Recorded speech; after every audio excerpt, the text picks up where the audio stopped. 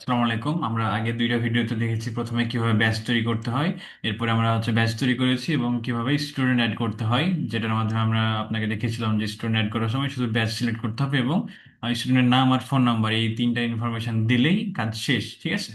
এবং batch change করাটাও easy ছিল। যেমন আমরা রাকিবুল ইসলাম, এ হচ্ছে ক্লাস 5-এ আছে, আমি যদি তাকে অন্য টার্বো 26 ব্যাচে দিতে চাই, শুধু এটা সিলেক্ট করবো, এটা আনসিলেক্ট করবো, যাই হোক এভাবে।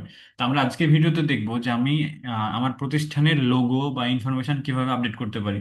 তো আমি এটার জন্য ইনস্টিটিউশনস এখানে যাব, এখানে গেলে সম্পাদনা বা এডিট, হ্যাঁ, এখানে চাপ দেবো। এখানে চাপ দেওয়ার পর আমার প্রতিষ্ঠানের যে লোগোটা থাকবে আমি ওই লোগোটা এখান থেকে সেট করে দেবো। সেট করা শেষ, আমার প্রতিষ্ঠানের নাম আমি দিলাম, ধরেন ABC training, ABC training centre. এরপরে আমার প্রতিষ্ঠানের অফিসের যে নাম্বারটা আমি দেখাতে চাই আমার রসিদে বা অন্যান্য জায়গায়, সেটা আমি এখানে দিব আর কি, হ্যাঁ। তো দিলাম একটা নাম্বার, এরপরে আপনার অ্যাড্রেস ধরেন হচ্ছে এখানে।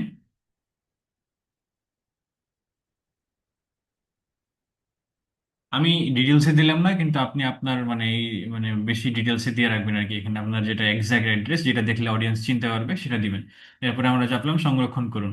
তো আপনি দেখতে পাচ্ছেন যে আমাদের এখানে একটা লোগো সেট হয়ে গেছে আমার প্রতিষ্ঠানের।